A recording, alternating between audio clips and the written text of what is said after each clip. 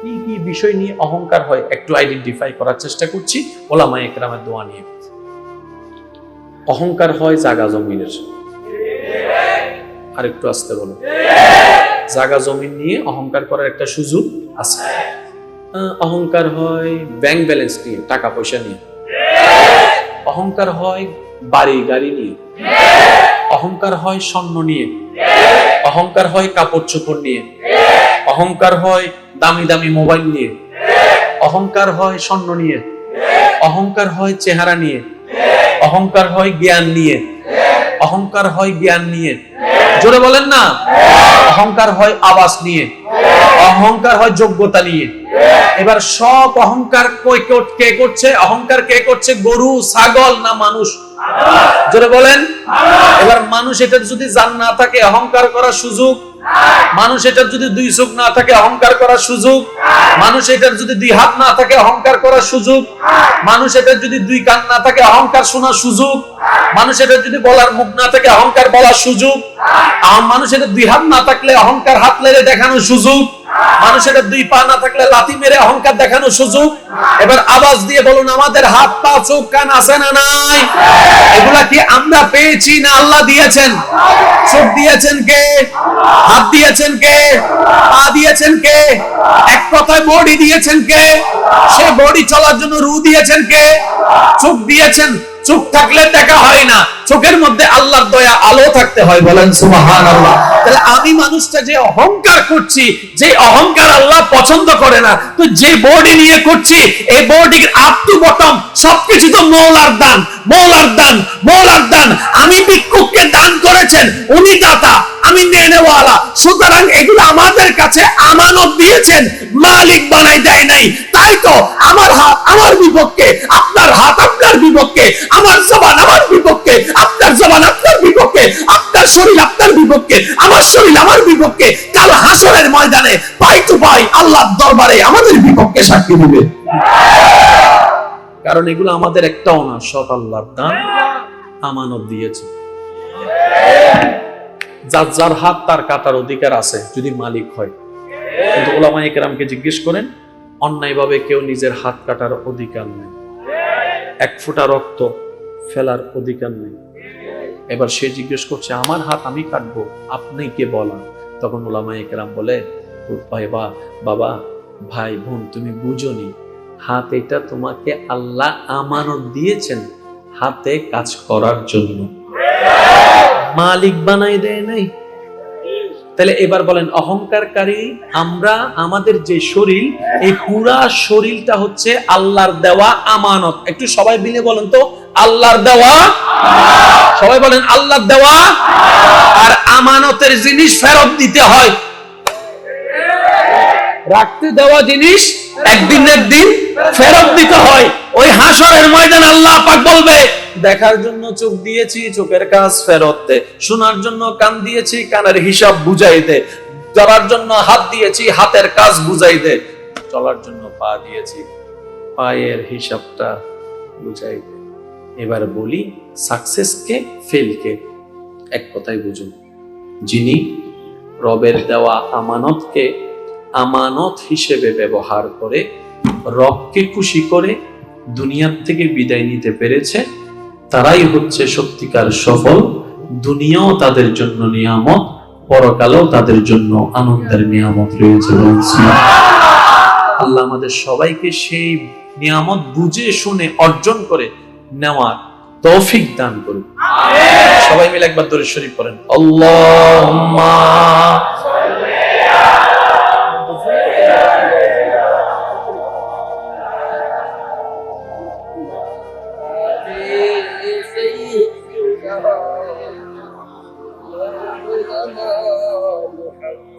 I আওয়াজে উন্নি এবার যারা শোনায় না ফুজুনদের বুঝি সাইগো সিরেঙ্গে আওয়াজে দরুদ শরীফ পড়ন সাউলি চাই, আল্লাহুম্মা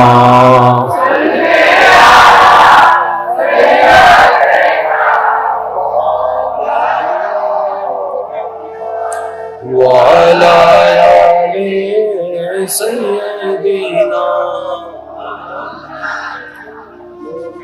जग में जब आए मोहम्मद इस्लाम जिंदा हो गए সবাই जग में जब आए मोहम्मद इस्लाम जिंदा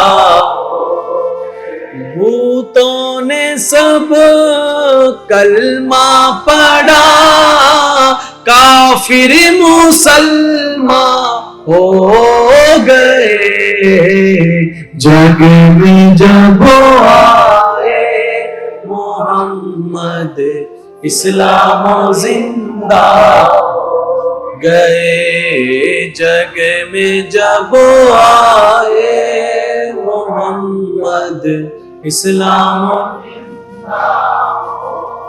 अच्छा आवाज একবার বলেন আমরা সবাই কি ভিখারি আওয়াজ আরো বড় লাগবে আমরা সবাই ভিখারি ভিখারির কাজ হচ্ছে হাত পেতে রাখা ভিখারির কাজ হচ্ছে চোখ নিচে রাখা ভিখারির কাজ হচ্ছে আওয়াজটাকে নরম রাখা ভিখারির কাজ হচ্ছে ব্যবহার চরিত্র হাত পার মুভমেন্টটাকে আদবের সাথে রাখা যদি সত্যিকার ভিক্ষুক হয়ে ভিখারি হয়ে যদি ভিক্ষা চাইতে জানি বিশ্বাস করেন ভাই আমরা এমন মালিকের দরবারের ভিখারি যে মালিক ফেরাউনের মতো জালিমকেও দান করেছেন সুবহানাল্লাহ এমন মালিকের ভিখারি আমরা যিনি নমরুদের মতো বাটপারকেও দান করতে দ্বিধা করে নাই আপনাকে আমাকে করবে না কেন আমরা তো এখনো ভিখারি হতে পারি নাই একটা হাদিস শরীফ মনে পড়ছে বলবো মদিনা শরীফে একটু সাইলেন্ট প্লিজ কাছের আওয়াজগুলো কানে লাগে মদিনায়ে মুনাওয়ারায় রাসূল পাক সাল্লাল্লাহু আলাইহি ওয়াসাল্লাম রাস্তা দিয়ে হেঁটে যাচ্ছেন মসজিদে নববীতে আল্লাহর একজন আশিক নবীর একজন সাহাবা বসা যিনি আল্লাহর কাছে ফরিয়াদ করছেন সুবহানাল্লাহ ওনার ফরিয়াদের আওয়াজ শুনে আমাদের নবীজি দাঁড়িয়ে গেলেন উনি ফরিয়াদ করছেন কিভাবে দেখেন আল্লাহুম্মা ইন্নী আসআলুকা আল্লাহুম্মা ইন্নী আসআলুকা ফাইন্নাকা আনতাল্লাহ তিনি বলছেন আল্লাহ আমি তোমার কাছে চাচ্ছি কারণ তুমিই তো আমার আল্লাহ লা ইলাহা ইল্লা আনতা তুমি ছাড়া তো আর দেনেওয়ালা কেউ নাই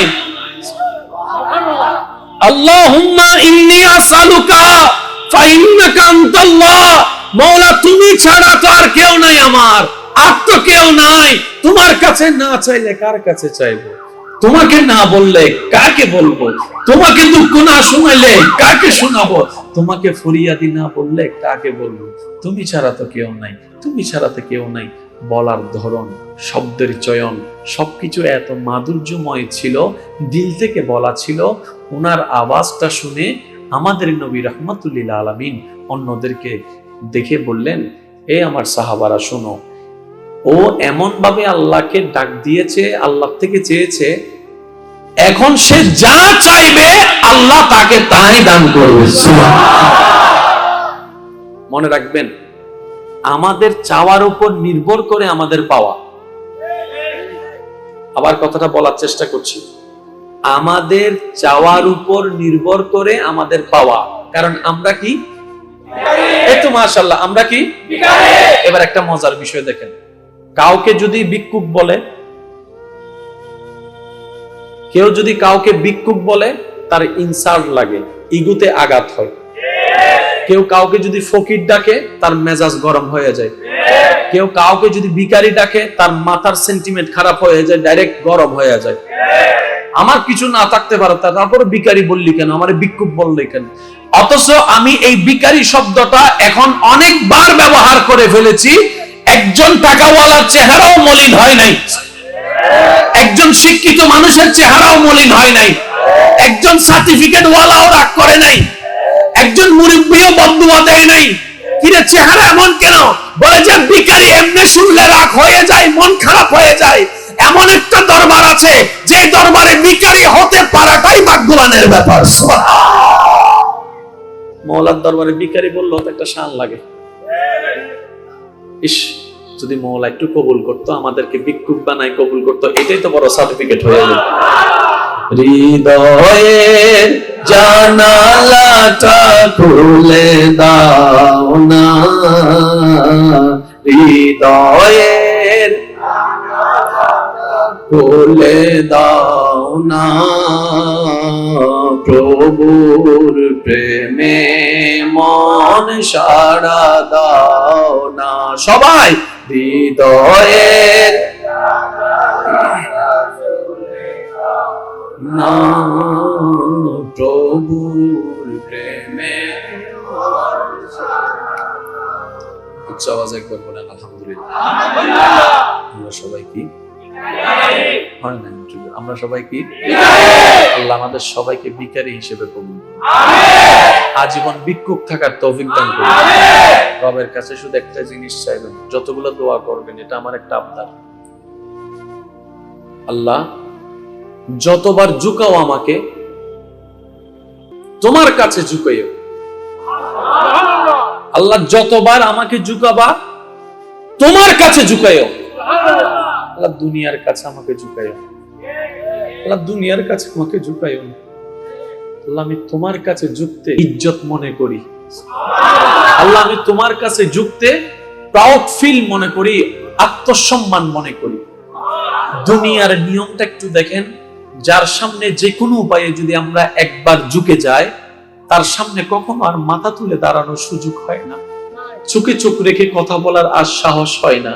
ওই যে 10 বছর আগে একবার ঝুঁকে গিয়েছিলাম, কোন একটা বিপদে পড়ে ঝুঁকে গিয়েছিলাম, তার সামনে আর বড় গলায় কথা বলা যায় না।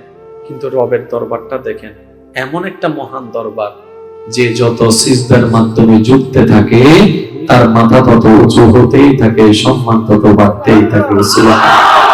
কিন্তু আমরা বেকুব, আমরা গাদা, কত বড় বোকা দেখেন, যেখানে ঝুঁকলে সম্মান বেড়ে যায়, সেখানে ঝুঁকার প্রতি আমাদের আগ্রহটা তেমন নেই। তাই বলি কি, যারা মাটির নিচে আছে, তারা বারবার ফরিয়াদ করছে, মওলা একবার সুযোগ দাও, একবার দুনিয়াতে পাঠাও, একটা সিজদাও মিস করব না মওলা, একটা ওয়াক্তের সিজদাও মিস করব না মওলা, একবার যদি সুযোগ দাও, 5 ওয়াক্তের সিজদা তো নামাজের দিবই দিব, তাহাজ্জুদেরটাও মিস দিব না, ইশরাকেরটাও মিস দিব না মওলা, নফল পড়ে পড়ে সিজদা দিতে থাকবো। আর যারা দুনিয়ার উপরে আছি, আমরা সিজদা না দেওয়ার জন্য বাহানা খুঁজতেই আছি, এই কারণ সেই কারণ দেখিয়ে সিজদা না দেওয়ার জন্য আমরা দূরে থাকি, নামাজের সিজদাটা আমরা বারবার গাফলতি করে ছেড়ে দিচ্ছি। মনে রাখবেন, এই সিজদাটা এমন একটা সিজদা, যে সিজদা দিল থেকে দেওয়া শুরু করলে, রবের দয়া হইলে আসসালাতু মেরাজুল মুমিনিন হয়ে যেতে পারে। বলেন সুবহানাল্লাহ।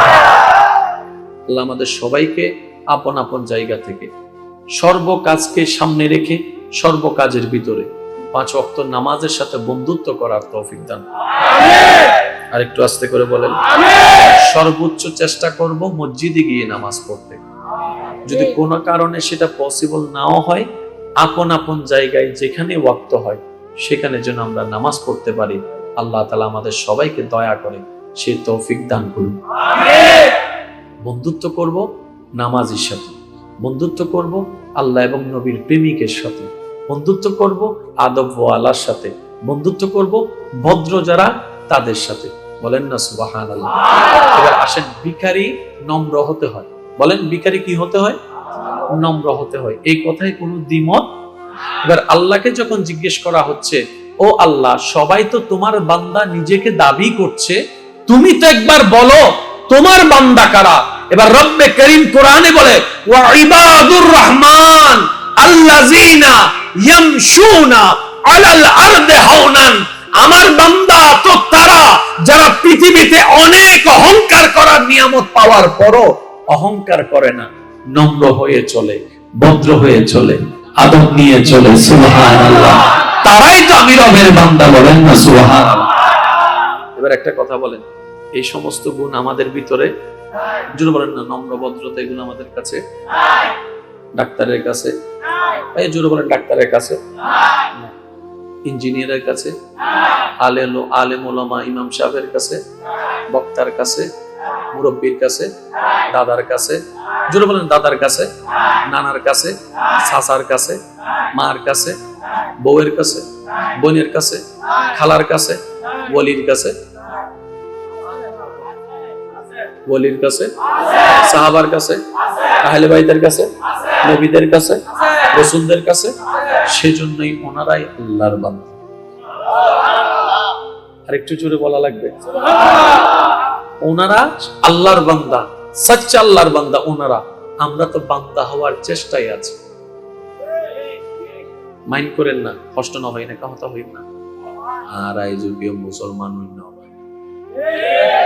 আই ন পারি, ও ভাই ওনারা কি নাই ন জানে, আই ন পারি। আর মুসলমান ভাই বাটপান না, মুসলমান হনদিন অন্য জায়গায় আইন ন পারি,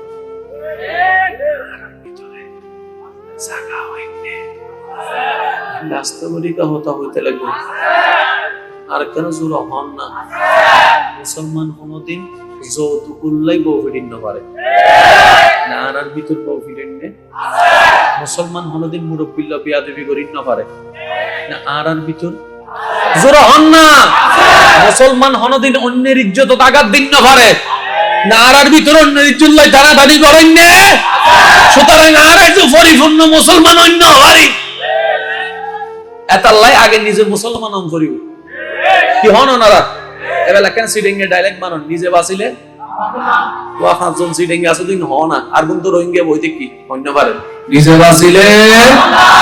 বাঁচিলে আর খবর আত্মন আলোকিত গরম করিব বক্তা, অনর খবর অনা আলোকিত গরম করিব। আর শুধু দূর করিতে জন্য অনা মজ্জুন আই টাইম পাইলে কেন যাইরা খবর গো জিয়ারত করিতে জন্য। আর খবর শুনিলে অন যাইরা কেন জানাজা করি জিয়ারত তো করিতে পারিবেন। ইও 3-4 দিন 5 দিন 1 সপ্তাহ 2 সপ্তাহ তারপরে দেখজন আই বলে হয় ওয়া ইউ না তোর দাদার খবর তো বিজি আছে নাতিও এর দাদার খবর জিয়ারত করিবার টাইম অনেক কেন জোর হন না টাইম এন্ড বোন নাতি আছে দাদার খবর হন ইনো ন জান আছে না আজি যাইরা তোয় বাইর করিবে বাবারও হইবে আব্বু আর দাদার খবর হন হ নলে কি নাই আর আছে শরম ভাই জিয়ারত চলিব না করিবেন না ইনশাআল্লাহ। শুক্রবার একদিন গরম এজন্য আমাদের কা অন্তত কেউ যাই করিন না হইলে ওই নামাজ শেষ করে আল্লাহর একখানা হন না আল্লাহ। আর যারা পূর্বপুরুষ সকল খবরত আছে হন হন্ডা আছে ইয়নো ন জানি হন হন্ডের নাম ইয়নো ন জানি, তুই একখানা দয়া করি আল্লাহ তারা খবর আজ আপনি মাফ করে দাও না। তো অনর দাইন সিনিয়র দেয় না আল্লাহ তো বেগুন সিনে বা সাম্মানে জীবন। এখানে আমি একটা কথা বলতে চাই উলামা ইকরামের দোয়া নিয়ে। মা বাবার জন্য যখন দোয়া করতে বলা হয়েছে তখন আল্লাহ তাআলা আমাদেরকে একটা দোয়া শিক্ষা দিয়েছে। সেই দোয়াটা সবারই জানা আছে। সে দোয়াটা কি? রব্বি ইরহামহুমা কামা, মাশাআল্লাহ একটু সবাই মিলে বলেন তো, এমন ভাবে বলেন যাদেরও একটু কনফিউশন আছে তারাও যেন আপনার থেকে শুনে শিখে যেতে পারে। একটু সবাই মিলে বলেন রব্বি। এই দোয়াটা শিক্ষা দিচ্ছেন আমাদেরকে কে? আল্লাহ। এই আয়াতটাকে একটু খেয়াল করবেন, শ্রদ্ধার সাথে বলছি। আল্লাহ তাআলা বলছেন তোমরা তোমাদের পিতামাতার জন্য মা বাবার জন্য এইভাবে দোয়া করো। কিভাবে? রব্বি ইরহামহুমা কামা রাব্বায়ানিস সাগীরা। এক কথায় আল্লাহ আমার মেহেরবান মা বাবা আমাকে ছোটবেলায় যেভাবে দয়া করেছেন, মায়া করেছেন, লালন পালন করেছেন, যত্ন নিয়েছেন, এক কথায় আমার খেয়াল রেখেছেন আমার ছোটবেলায়, আমাদের ছোটবেলায়। কামা রব্বায়ানিস সাগীরা, কামা রব্বায়ানিস সাগীরা। রব্বি ও আমার, ইরহামহুমা তাদের উপর দয়া করো। মা বাবার কথা বলতে গিয়ে আল্লাহ এখানে একটা চমৎকার বিষয় এনেছেন। আমি শ্রদ্ধার সাথে বলছি, একটু মনের কান দিয়ে শোনার চেষ্টা করি। মা বাবার সেবার বিষয় বলতে গিয়ে আল্লাহ এখানে আমাদের ছোটবেলার কথা স্মরণ করাই দিচ্ছেন। দেখবেন কথাটা, রব্বি ইরহামহুমা, রব্বি ইরহামহুমা কামা রব্বায়ানিস সাগীরা। ছোটবেলার কথা স্মরণ করাই দিয়েছেন আল্লাহ। তার মানে কি মনে রাখবেন, এখানে 10টি কথার মধ্যে একটি কথা বলার চেষ্টা করি। মানুষ যত বুড়া হয় তত বেশি ছোট হয়। আবার বলছি, কথাটা শুনবেন, কারো ঘরে যদি বয়োজ্যেষ্ঠ মুরব্বী কেউ থাকে, দাদা দাদি, নানা নানি কিংবা মা বাবা, আল্লাহর ওয়াস্তে এই কথাটা একটু শোনার চেষ্টা করবেন। ওনাদের উপর বিরক্ত হবেন না, ওনাদের উপর আপনারা তিক্ততা করবেন না, ওনাদেরকে ভারী মনে করবেন না, ওনাদেরকে আপনাদের জীবনের জন্য একটা অসহায়ত্ব মনে করবেন না, ওনাদের সেবা করার চেষ্টা করবেন। একটু মনে রাখবেন, মানুষ যত বয়স বেড়ে বুড়া হয় তত মানুষের অভ্যাস ছোট হয়। এবার আসেন, একজন ছোট্ট বাচ্চাকে লালন পালন করতে হয় ধৈর্যের সাথে। বুড়া বুড়ি, দাদা দাদি, নানা নানি, বাবা মাকেও দেখবেন ধৈর্যের সাথে কাজ করতে হয়। সুবহানাল্লাহ। আরেকটু জোরে বলেন, আরেকটু জোরে। কষ্ট হচ্ছে আপনাদের? একটা ছোট বাচ্চাকে খাওয়াই দিতে হয়, বৃদ্ধদেরকেও খাওয়াই দিতে হয়। একটা ছোট্ট বাচ্চাকে গোসল করাই দিতে হয়। মানুষ যখন বৃদ্ধ হয়ে যায় ওনাদেরকেও গোসল করাই দিতে হয়। একটা ছোট্ট বাচ্চাকে ওয়াশরুম করলে পরিষ্কার করে দিতে হয়, বয়স্ক মানুষকেও পরিষ্কার করে দিতে হয়। একটা ছোট্ট বাচ্চাকে হাঁটতে গেলে ধরতে হয়, মানুষ বয়স্ক হয়ে গেলে ওনাদেরকেও হাঁটার সময় ধরতে হয়।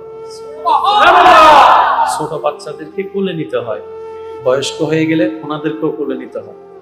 তা আল্লাহ তাআলা এই কথাটা কেন বললেন? আল্লাহ তাআলা বলছেন, ও আমার বান্দা, তোমার মা বাবা যদি বয়সের ভারে এমন বুড়া হয়ে যায় সে চলতে পারে না, খাইতে পারে না, তখন তুমি তার উপর বিরক্ত হয়ে না। উনি ছোটবেলায় তোমাকে যেভাবে লালন পালন করেছে, এবার তোমার দায়িত্ব তুমি তাকে লালন পালন করো। দয়া যা করার আমি রবে করব, বলেন সুবহানাল্লাহ। আল্লাহ আমাদের সবাইকে একটু বুঝার তৌফিক দান করুন। আসলে আমি এত রাতভর আলোচনা করি না, বিশেষ করে এই সেটগুলোতে আমি 11টা থেকে 12টা পর্যন্ত থাকি, কারণ অনেক দূর থেকে মানুষ আসে, তাদের একটা যাওয়া আসার রাস্তারও বিষয়, কথা বলুন, আসা যাওয়ার একটা বিষয়। অনেকে এমন রোড থেকে আসছে যেখানে গাড়িও হবে না, তারপরও চলে আসছে, এত দেরি হওয়ার পরও বসে আছে। ওরা জিজ্ঞেস করছে, কি রে তোর ওখানে তো গাড়ি পাবে না? কয় সমস্যা না, একটা দিনে না হেঁটে চলে যেতে পারবে। আর একটু জোরে বলেন না সুবহানাল্লাহ। আপনাদের কি কষ্ট হচ্ছে? রব্বি বলেন না, রব্বি ইরহামহুমা কামা রাব্বায়ানি সাগীরা। ওই ছোটবেলায় তোমার মা বাবা তোমার সেবা যত্ন করতে বিরক্ত বোধ হয় নাই, সুতরাং তুমিও আজকে বিরক্ত প্রকাশ করিও না। তুমি ছোটবেলায় যেরকম তাল করেছো, কান্না করেছো, রাতে 3টা বাজে উঠে তুমি কান্না করেছো, তোমার মা কাঁচা ঘুম ভেঙ্গে এই অর্ধ ঘুমের ভিতরে তোমাকে খাওয়াইছে, বিরক্ত বোধ প্রকাশ করে নাই, তোমাকে ফেলে দেয় নাই। সুতরাং তোমার মা বাবাও যদি রাতে 3টা বাজে কখনো কিছু চেয়ে বসে, বিরক্ত হইও না, মুখের উপর না করে দিও না, তাকেও তুমি সেভাবে সেবা নাও যেভাবে তোমার ছোটবেলায় তোমার মা তোমার বাবা তোমার যত্ন নিয়েছে। সুবহানাল্লাহ। রব্বি ইরহামহুমা কামা রাব্বায়ানি সাগীরা। চিৎকার দিয়ে বলেন সুবহানাল্লাহ। আজকে থেকে আমরা মা বাবার সেবা আরো বেশি করার চেষ্টা করব, বলেন ইনশাআল্লাহ। জোরে বলেন ইনশাআল্লাহ। এবার সেবা মানে কি? সেবা মানে শুধু হাত পা টিপা নয়, সুন্দর একটু কথা বলা, এটাও সেবার অংশ। সুবহানাল্লাহ বলতে হবে সবাই সবাই, আরো জোরে। একটু খবর নিবেন, মা ভাত খেয়েছেন, বাবা ভাত খেয়েছেন, এটাও সেবার অংশ। মাঝে মধ্যে একটু চুলগুলো আশ্রয় দিবেন, এটাও সেবার অংশ। ওষুধের বক্সটা একটু আগায় দিবেন, এটাও সেবার অংশ। পানি খেতে চাচ্ছে, উনি নিতে পারবে চাইলে, তারপর আপনি বলেন না না মা আমি নিয়ে দিচ্ছি, এটাও সেবার অংশ। মা একটু শরীরটা ব্যথা করছে, আপনি মা শুনলেন, মায়ের মাথাটা একটু মেসেজ করে দিলেন, এটাও সেবার অংশ। সুন্দর করে কথা বলেছেন ভাই, এটাও সেবার অংশ। মাঝে মধ্যে একটু চা করে খেয়ে দিলেন, এটাও সেবার অংশ। বাহির থেকে কিছু খাবার এনে দিলেন, এটাও সেবার অংশ। আর দূরে যদি থাকেন, করতে না পারেন কাছে থেকে কেউ না কাজ, তাহলে এতটুকু অন্তত মা যেভাবে খুশি হয় সেভাবে মার সাথে একটু কথা বললেন, বাবার একটু খোঁজ খবর নিলেন, বাবার সেবা করলেন, এটাও সেবার অংশ হয়ে যাবে, বলেন সুবহানাল্লাহ। আর কখনো মা বাবা দাদা দাদি নানা নানির জন্য, আত্মীয় স্বজনের জন্য খরচ করতে কখনো খোটা দিবেন না। আল্লাহর ওয়াস্তে এই কাজটা করবেন না কখনো। এটা আমি অনুরোধ করে বলছি। কেউ কারোটা খায় না, যার যার রিজিকেরটা সে খায়।